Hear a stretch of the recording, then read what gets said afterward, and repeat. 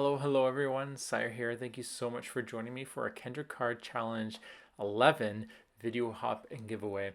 I am on the Kendra Card Challenge design team and we're each going to be sharing a project, or actually two, that will be the full 15 card sketches that are part of the new quarterly card making challenge.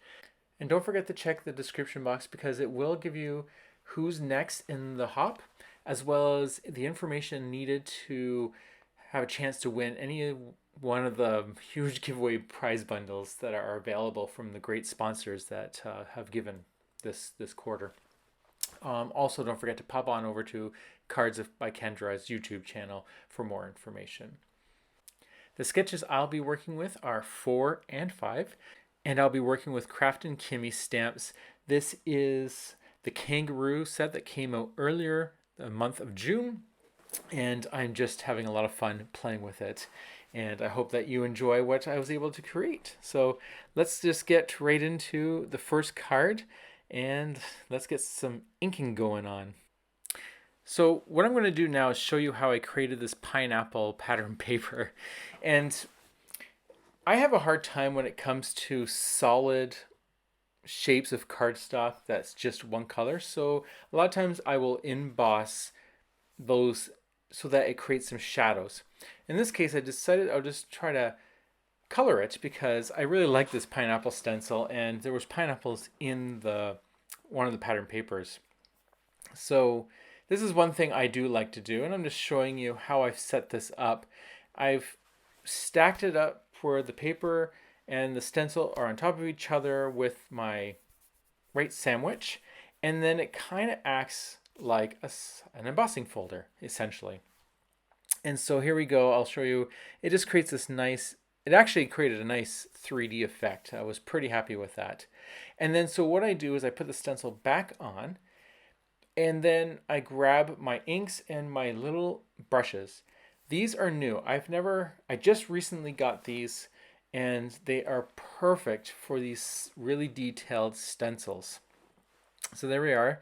They're little rabbit hole design mini brushes, and I'm able to get right in there. And so I'm using some Pink Fresh colors. This is, I believe, Lemon Whip. There's Dough for brown and Olive for the green. And I'm just highlighting. So I've done the yellow layer, and then for the brown, I'm going on the edges, and I'm going to do a little bit of the leaves as well. And then for the green, I'm in there just on the stems, and I'm not going too heavy. Some places are heavier than others, but I like to have a variation so that it doesn't look like it's all the same. If you like all the same, then definitely that's okay. But I just like to have a little bit difference. And so there we go. So this is what it looks like on the white. So I did it on cream, but this is kind of fun. Mine was a little off, so just when you're putting your stencil down, just remember to line it up perfectly. Otherwise, it does give that kind of a dizzy effect because it's not lining up properly.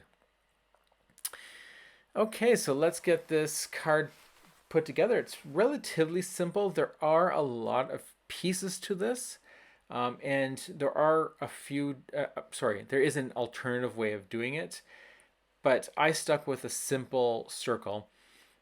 The alternative is you get a half circle that you can cut and put on the design, but it didn't really match with mine. So do take that in consideration when you're picking your pattern paper, that sometimes these sketches are a little harder to work with, especially if your pattern paper is very busy. This one's not too bad. I had the pineapples, which is muted. It's tone and tone, and so it worked really well.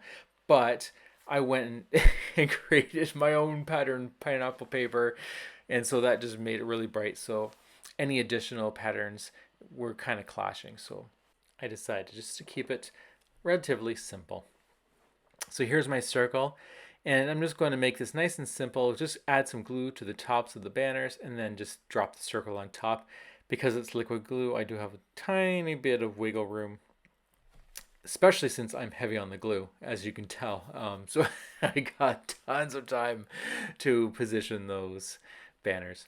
And then I'm just going to figure out how I'm going to place my kangaroo on this. I think I'm going to have it look like it's kind of standing on the black banner. I will say for these two cards, I keep forgetting to add my sentiment. So with this card, you'll see how I add my sentiment, and I do make a mistake, and how I fix it. So always try to think about what kind of sentiment, if you want one, ahead of time, so you don't do what I do and try to stick it on afterwards, because every time you do that, it's room for error. And if you already made your whole card, it's kind of stinks if you make a mistake and it wrecks it. There you go. There's my kangaroo. I decided to color in pink. I love this kangaroo set so much. It's from Kraftin Kimmie's, and it's just so cute. So here we go. Stamping it in the center. This is where I make a mistake. And it was fine until my finger slipped. And I went to pick it up and it slipped, and there we go. That was so frustrating. So what I decided to do is I was just going to decorate the inside of the card. So I take a piece of the exact same colored cardstock and then a piece of white one. And before I glue it together, I'm going to try stamping it one more time. Just because if I make another mistake, at least I can just grab another piece of white paper. And I really like this sentiment. It's a nice sentiment with the kangaroo. And it just says, "You're simply the best." I think that's so cute. I love these basic sentiments that just mean so much, in my opinion. So I'm just going to cover all my mistakes with a nice piece of pattern paper. This is 5 1/4 by 4 inches, so it leaves that nice little white border. And then I put my white down, which is 5 by 3 4/4. And that's how you solve the problem. Wouldn't even know. There we go. That's card number 1. That's my weird kangaroo pineapple card. Okay, and now we're working on to card sketch number 5. And I'm just going to start off with inking this little panel just to tie in the colors of the pattern paper. There is quite a bit of patterns in this one. So the colors I decided to use were the olive green, I believe it's sparkling rose, and sunshine. And these are pink fresh colors. And I'm not too worried about getting a good coverage on this. I'm going to do it very quickly because I'm going to be layering my elements on top of it anyway, so you won't notice it too much if it was blotchy. Now, if you're not familiar with the Kendra card challenge, it is a quarterly challenge that takes 6 6x6 pattern papers and they turn into 15 cards. So it's a good way to reuse or use up some of those pattern papers that you have in your stash, you haven't played around with a while, and then it also encourages you to just grab some stamps and start merging them together and creating some great cards. For me, I love creating just because cards. As you can see from the beginning when you got a glimpse of what the cards are, they're not really cards that celebrate occasions like birthdays or holidays. They're typically just fun just because cards. That's the best way I could put it. And I like giving these type of cards because it just really shows that you're thinking about them and you have a fun piece of art that you want to share. So definitely go and check it out. It is a lot of fun, and I find it very therapeutic just following the cutting guides and cutting the papers. That's my favorite part, actually.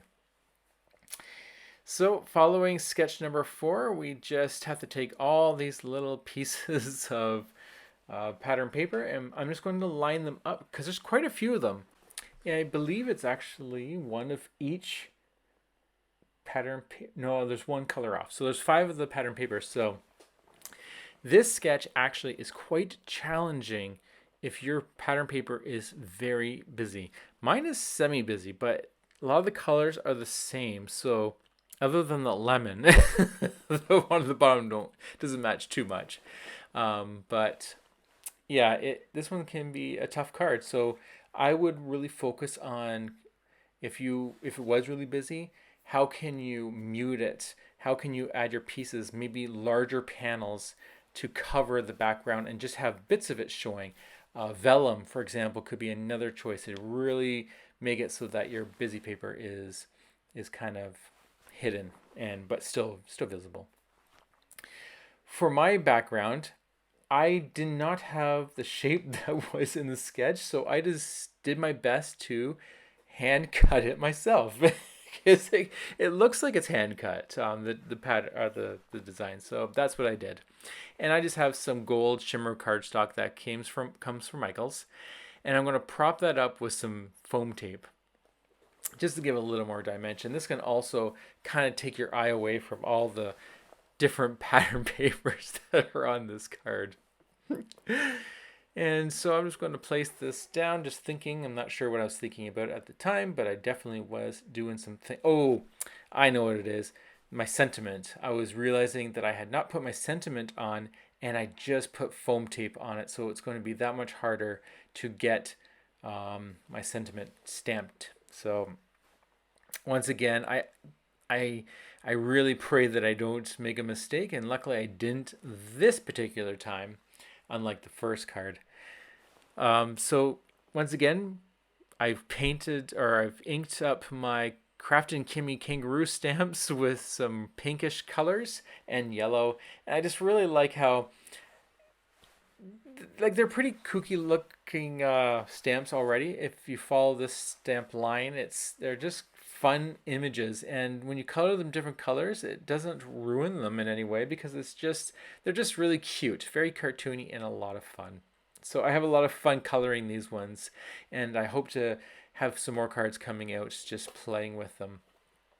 But we shall see where my imagination takes me. So that's it. That went by really quick.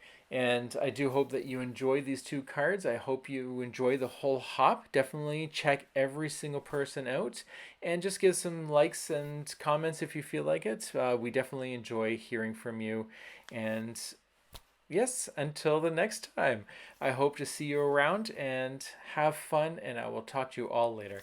Take care and bye now.